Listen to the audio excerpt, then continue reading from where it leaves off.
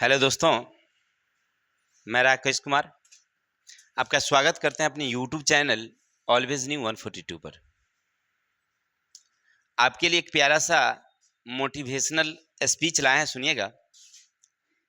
कहते हैं, all birds find shelter during the rain. All birds find shelter during the rain, but eagle avoid the rain by flying above the clouds. That is an attitudes. मतलब क्या कहते हैं कि एक पक्षी जो होती है ना, सामान्य पक्षियां जो भी चिड़िया होती है ना, जब बारिश होने लगती है तो अपने आप को बचने के लिए आवास की तलाश करती है, कोई घर कोई घोंसला की तलाश करती है जहां हम छिप जाएं। लेकिन एक ईगल जो है, गरुड़ जिसको कहते हैं हम लोग, या बाज, समझिए बाज, वो जो है ना, वो जब बारिश होती है ना तो बादल पर ही उड़ के चढ़ जाती है कि ऊपर रहेंगे तो हमें बारिश पड़ेगी ही नहीं, बारिश तो नीचे होती है। यानी हमें क्या करना है, अपने आप को कैसा बनना है भाई, ईगल बनना है कि जो हम पर हावी हो हम उससे ऊपर रहेंगे, हमेशा हम पर उसका कोई प्रभाव ही ना पड़ेगा। That's all.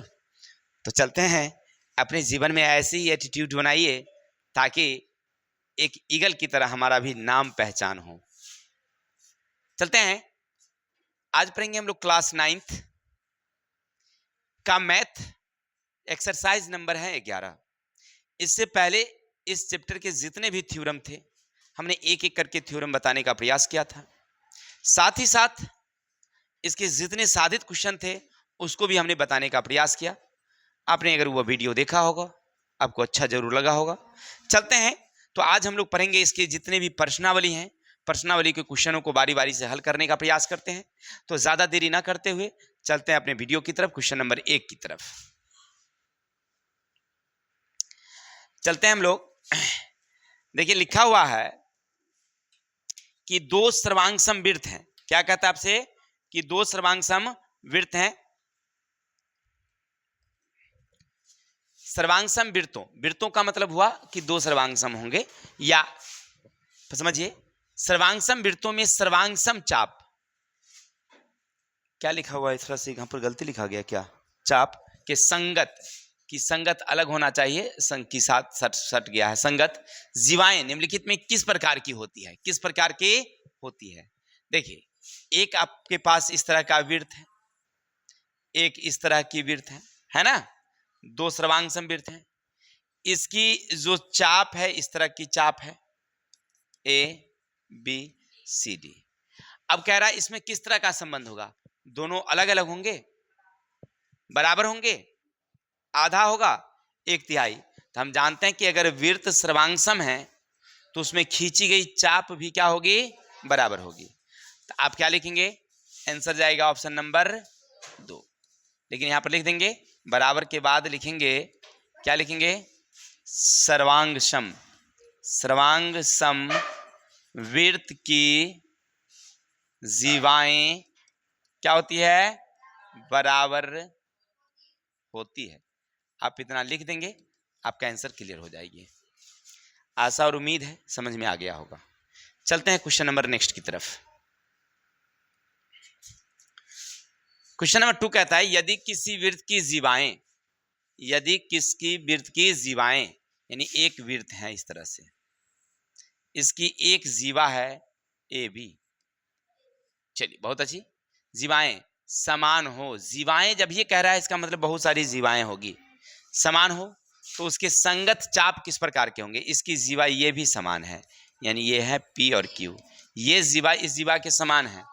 इसका मतलब हमसे पूछा जा रहा है कि ये वाली जो चाप है और ये वाली चाप है, इस दोनों में क्या संबंध होंगे, तो जीवा समान है तो चाप भी क्या होगी, समान होगी।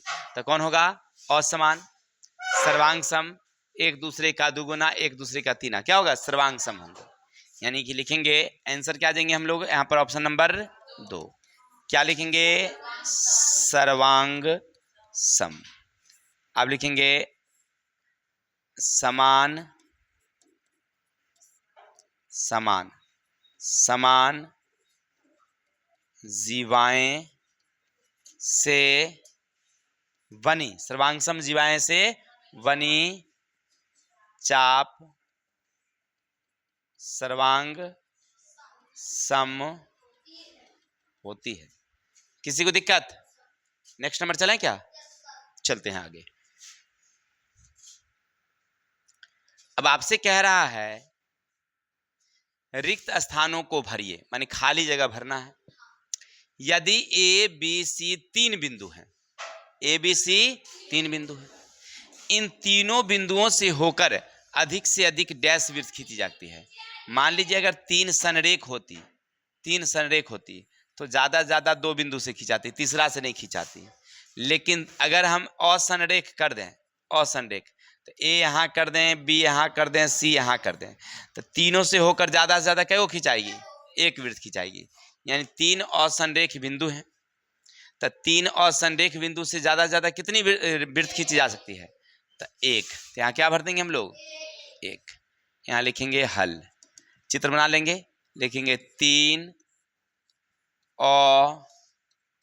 असंरेख बिंदुओं से ज्यादा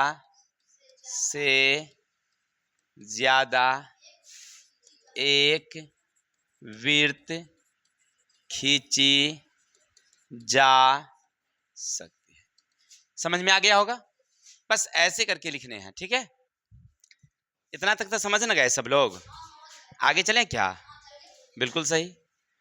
अब देखिए क्वेश्चन कह रहा है आपसे कि वृत्त के केंद्र से जीवा पर डाला गया लंब उसे डैश करता है।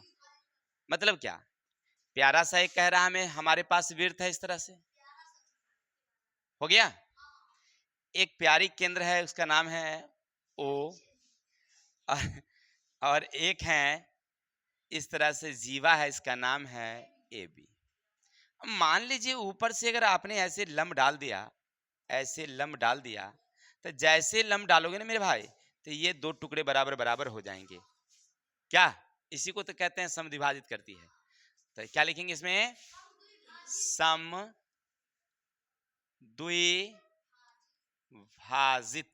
That's all. तो आप यहां पर लिख सकते हैं हल। क्या लिखेंगे? केंद्र से जीवा पर डाला गया लंब जीवा को क्या करता है? समद्विभाजित करता है। आप इसका मतलब ऐसे हुआ मेरे भाई, इसका मतलब हुआ ए पी बराबर का है हाफ ए वी। किसी को दिक्कत? बस यही तो बनाना था। आगे चलूं क्या? अब आगे क्या कहता है क्वेश्चन? आगे दिल्ली है। देखिए सरल रेखा ए बी, एक रेखा है सरल रेखा ए बी। अच्छा प्यारा सा चित्र बनाइए एक ठो, इसका नाम दीजिए ए और यहाँ दीजिए बी। यहाँ पर एक पॉइंट ए है और एक पॉइंट यहाँ बी है। हो गया? अब आगे कह रहा आपसे पर एक सी बिंदु है, कहीं पर इसी पर कहीं पर एगो सी बिंदु है। अच्छा अब ए बी सी से कोई वृत्त खींच सकते हैं क्या?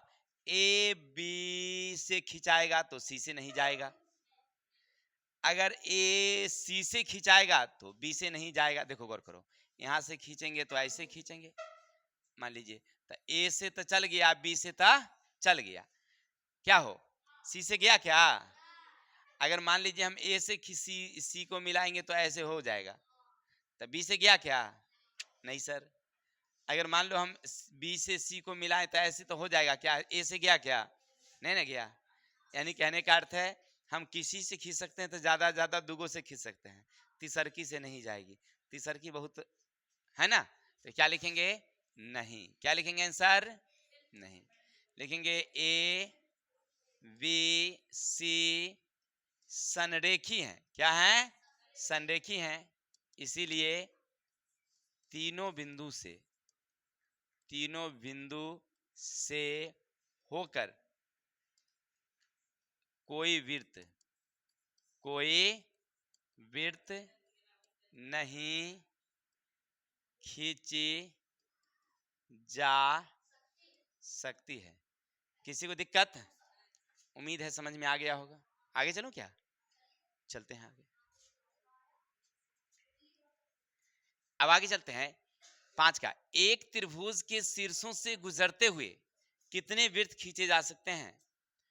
एक त्रिभुज के शीर्ष से, इसका मतलब है कि हमारे पास एक प्यारी त्रिभुज थी। हाँ जी जी बिल्कुल, इसका नाम है ए, इसका नाम है बी, इसका नाम है सी। एक प्यारी सी त्रिभुज। अब इसी से एक वृत्त खींचने के लिए कहा गया मुझे, तो ज्यादा से ज्यादा खींचेंगे ना हम, तो ए से होते हुए ऐसे जाएगी, ऐसे जाएगी, ऐसे जाएगी। तो कितनी खींची जा सकती है? हो गया। तो लिखेंगे त्रिभुज के शीर्ष से ज्यादा से ज्यादा एक वृत्त खींची जा सकती है। तो फाइनल आंसर क्या गया मेरे भाई? एक। Any doubts? आगे चलूं क्या? बिल्कुल सही सर। अब आगे चलते हैं, क्या कहता है क्वेश्चन को पढ़ लेते हैं थोड़ा सा। कह रहा है दो भिन्न वृत्त एक दूसरे को अधिक से अधिक कितने बिंदु पर प्रतिच्छेद करेगी? अब बताएंगे कोई हमें इसमें से कि दो भिन्न वृत्त हमारे पास है, दो अलग अलग वृत्त हैं, दोनों एक दूसरे पर चढ़ जाए तो कितने बिंदु पर काटेगी? एक बिंदु पर। और कोई बताएंगे हमें? क्या आप लोग नहीं पढ़ते हैं? बोलते नहीं है बिल्कुल। ऐसे नहीं चाहिए मुझे, फटाफट बोलने वाला चाहिए, क्या है कि नहीं? क्वेश्चन क्या कहा कि दो भिन्न वृत्त, माने दो वृत्त है। मान लीजिए एक रेड वाली वृत्त हमने ऐसे रखा था, क्लियर? Any doubts? एक ब्लैक वाली वृत्त हमने ऐसे रखा था यहां। किसी भाई को दिक्कत? बिल्कुल नहीं सर। अब इसको हम उठाते हैं, यहां से उठाते हैं और खुशकाते हैं। तो मान लीजिए इसको खुशकाइएगा, खुशकते खुशकते खुशकते खुशकते खुशकते ये वाली वृत्त जो है वो यहां तक चली आएगी, ऐसे आ जाएगी ना? किसी को दिक्कत? अब बताइए कितने जगह टच कर रही है वो? दो जगह टच कर रही है। एक जगह ये पॉइंट होगा जहां टच कर रही है, एक जगह ये पॉइंट है जो टच कर रही है। किसी भाई को दिक्कत? तो क्या लिखोगे? दो। तो लिखेंगे दो भिन्न वृत्त एक दूसरे को अधिक से अधिक दो बिंदुओं पर प्रतिच्छेद करेगी। यानी फाइनल आंसर गया कितना? दो। किसी को दिक्कत? Any doubts? आगे चलूं? That's all. क्वेश्चन क्या कहता है, बड़ा क्वेश्चन का ध्यान से सुनना हमको। किसी त्रिभुज के तीन शीर्ष, किसी त्रिभुज के तीन शीर्ष। अच्छा, एक त्रिभुज में कितनी भुजाएं होती है? तीन भुजाएं। कोण कितना? तीन। शीर्ष कितनी? तीन। सब कुछ तीन तीन होता है। अच्छा, अगर मान लीजिए आयत की बात करेगा तो सब कुछ चार चार होती है। कोना भी चार, शीर्ष भी चार, भुजा भी चार। अच्छा, अगर कह दिया घन तब क्या कहेंगे? घन। घन यानी ये जो होता है पासा नहीं होता, छक्का गोटी जो हम लोग कहते हैं छक्का, उसको कहते हैं घन।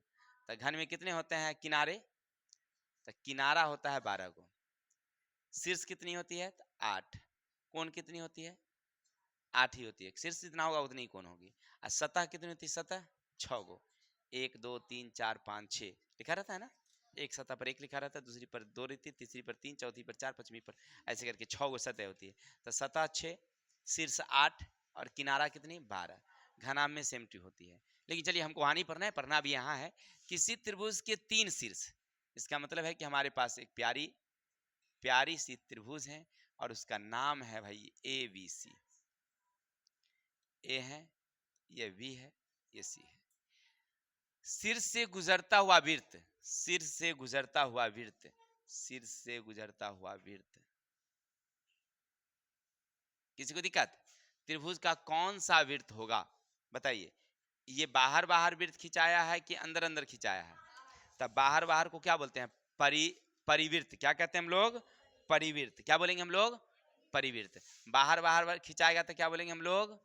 परिवृत्त। तो लिखेंगे हल। पहले आंसर ही दे देते हैं आपका। आंसर क्या होगा? परिवृत्त। कोई दिक्कत? अब यहां लिखेंगे क्योंकि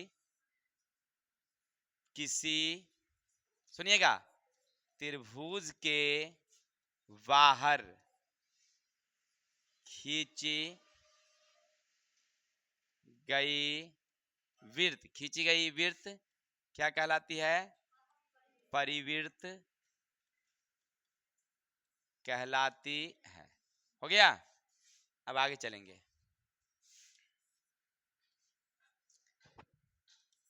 किसी त्रिभुज के भीतर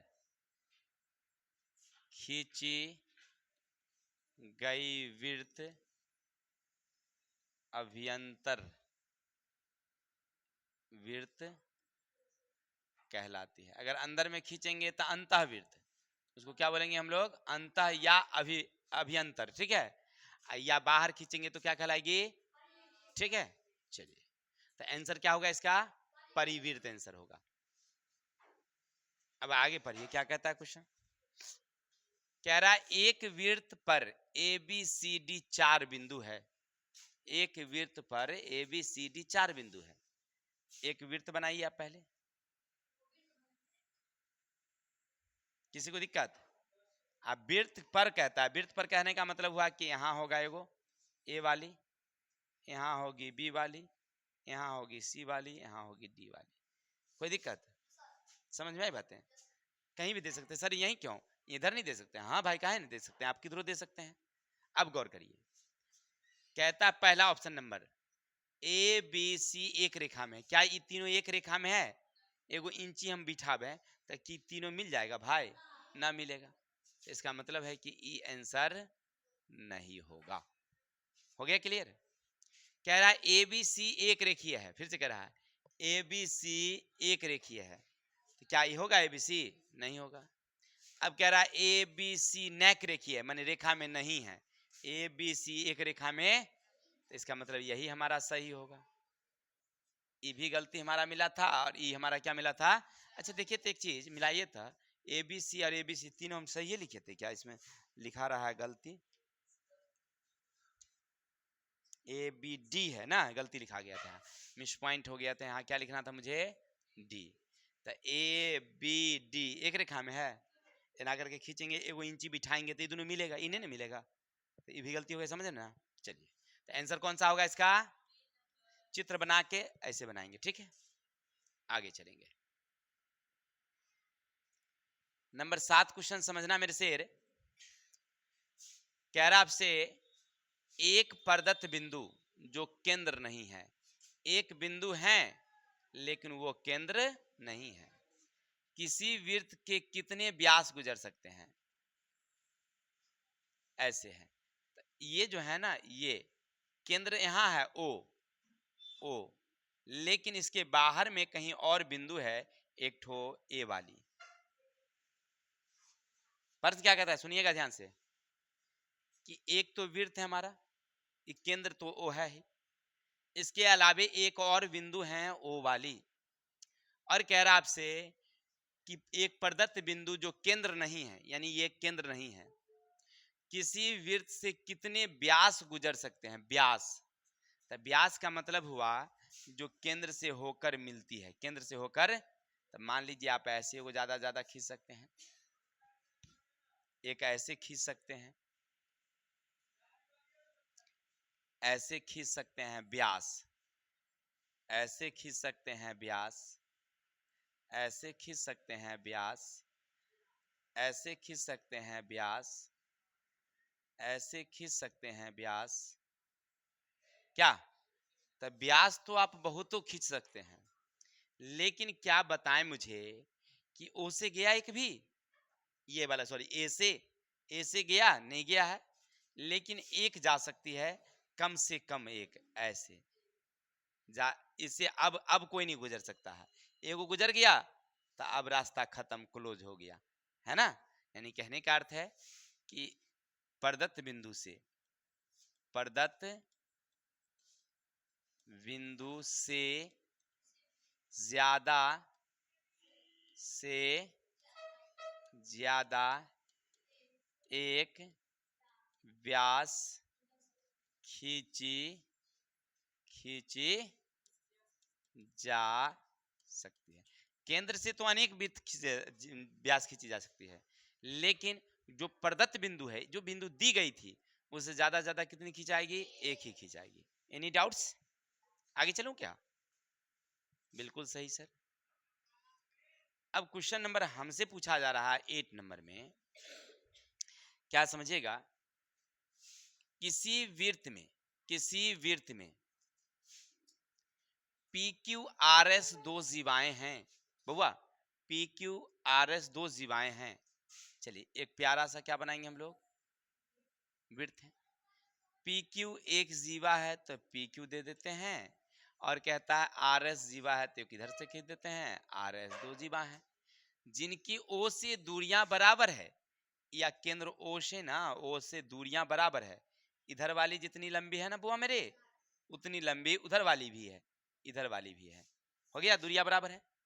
अब कहता है कि PQ ये समुच्चा वाली 4 है, तो RS की लंबाई कितनी होगी? ऊपर वाली कितनी होगी? हम जानते हैं कि केंद्र से अगर दूरियां बराबर पर खींची गई जीवाएं समान लंबाई की होती है। केंद्र से अगर दूरी बराबर हो तो जीवा की लंबाई भी क्या होगी? बराबर होगी। तो आप लिख देंगे यहां पर हल प्यारा सा, पहले चित्र बना लेंगे, लिखेंगे हम क्या जानते हैं आप कि वृत्त के केंद्र से बराबर दूरी पर खींची गई जीवाएं बराबर होती है। इसीलिए PQ बराबर होगी RS बराबर होगी 4 CM। Any doubts? उम्मीद है समझ में आ रहा होगा। अब आगे चलेंगे हम लोग। अब दिल थाम के बैठिए, एक क्वेश्चन आ गई सामने में, 9 नंबर क्वेश्चन। क्या जफर खान कह रहा है? ABCD वृत्त की 2 जीवाएं हैं। देखिए समझिएगा, AB और CD 2 जीवाएं हैं। अच्छा, यदि केंद्र से प्रत्येक की दूरी 4 सेमी है, तो क्या AB और CD बराबर होगी क्या? नहीं समझे बात को? प्रश्न कहा हमारे पास, मेरे शेर, हमारे पास एक प्यारी प्यारी वृत्त है। हो गया? थोड़ी सी इसकी पेट सुटुक गई इधर, तो थोड़ा सा फैला देते हैं। चलिए आप बना लीजिएगा आप लोग अच्छा से, प्रकार की सहायता से सुंदर सुंदर गोल गोल बनाइएगा। हो गया? अब कह रहा है कि यहाँ पर एक है PQ जीवाएं और एक है, सॉरी AB है, A है और B है, इधर C और D है। हो गया क्लियर? और इसकी मिडिल पॉइंट जो है ना, वो केंद्र O है। कह रहा है प्रत्येक की दूरी 4 सेमी है, यहां से दूरियां भी 4 हैं, और ऊपर वाली भी कितनी भाई मेरे? 4 हैं। अब बताइए क्या ये बराबर होगी? तो केंद्र से दूरी बराबर है, तो जीवाएं क्या होगी? बराबर होगी। That's all. यहाँ प्यारा सा क्या लिखेंगे हम लोग? हल। हम क्या जानते हैं भाई मेरे कि वृत्त के केंद्र से बराबर दूरी पर खींची गई जीवाएं बराबर होती हैं।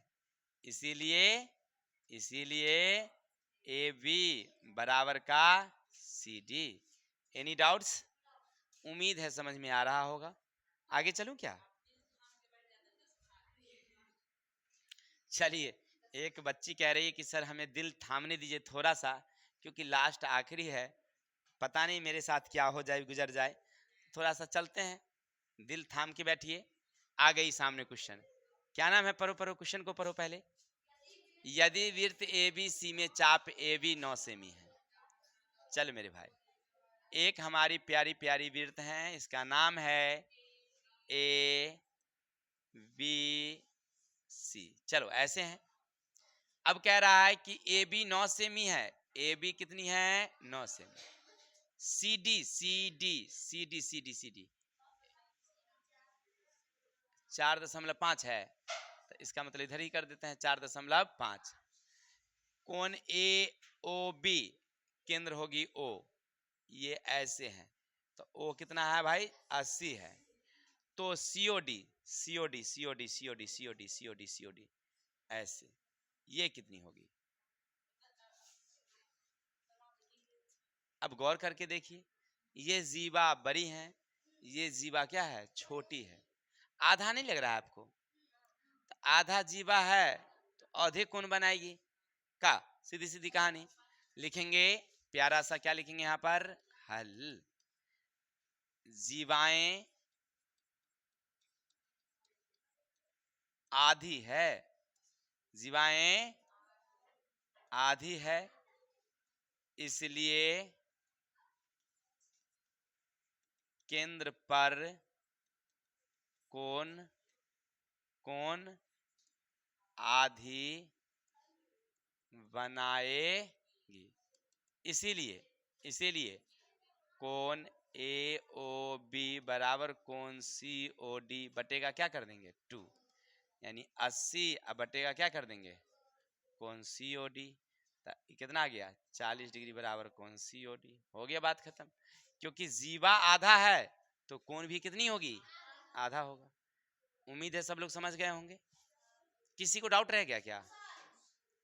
अच्छा, एक चीज और हम बात जानना चाहेंगे, जब आप लोग इतना सीख ही लिए हैं तो कुछ हम अपने मन से कुछ हिसाब एक आध को बना करके देखते हैं, तो शादियां खड़ी होगी। मान लीजिए हमारे पास एक प्यारी प्यारी वृत्त है, ये वाली। आप आ जाएंगे इधर। अब ये यहां से ए और बी हैं, और यहां से प्यारा सा एक सी और डी है। साथ ही साथ हमसे कहा जा रहा है कि ये केंद्र ओ है, ओ से हमने ऐसे जो डाला है ये वाली दूरियां, और यहां से हमने ये वाली जो दूरियां डाला है, ये दूरियां बराबर है। या मान लीजिए यहाँ P है, सपोज दैट Q है, तब PO बराबर OQ है। तो AB तथा CD में क्या संबंध होगी? आएंगे तो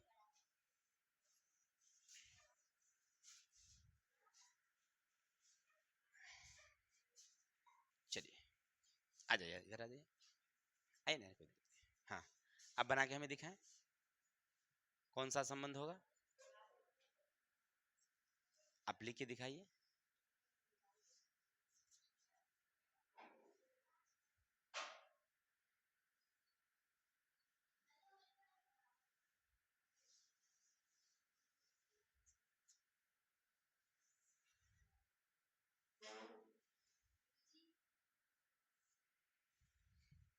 बनाइए बनाइए, उसको बनाइए, पूरा बनाइए।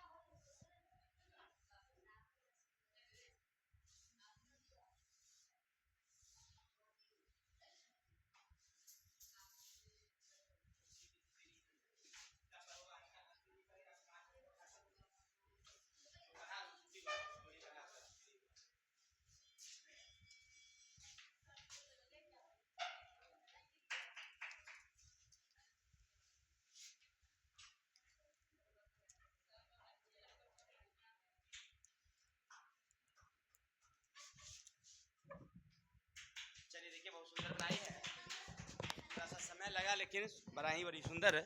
और उसने कही भाई कि इसका मतलब है भैया मेरे ए बी बराबर का क्या जाएगी, दैट्स ऑल। चलते हैं नेक्स्ट नंबर क्वेश्चन देखते हैं। एक बच्चे और बनाएंगे हमसे। एक प्यारी वृत्त है, दैट्स ऑल। ये केंद्र O है और हमने एक जीवा इस तरह से खींच दिया है, इसका नाम है A और B। किसी ने केंद्र से जीवा पर ऐसे लंब डाल दिया है, लंब जो P पर आके गिर जाती है। अगर AB की लंबाई 16 मीटर हो तो हमें AP की लंबाई ज्ञात करनी है। Mister Zafar Kumar, come to मी।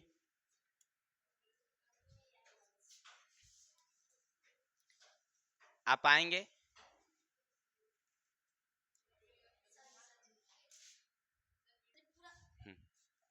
चलिए बनाएंगे, देखिए जफर बना रहा है। हाँ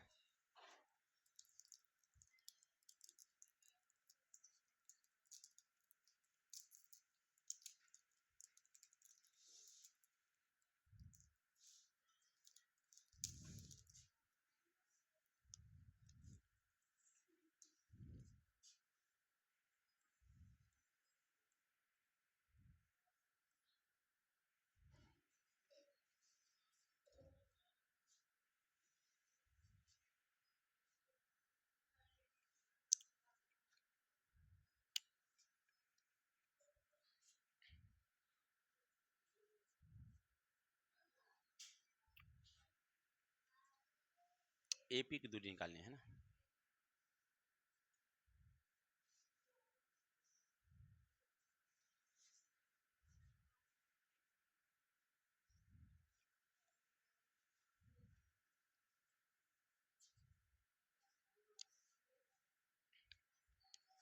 चलिए बहुत सुंदर, बहुत सुंदर।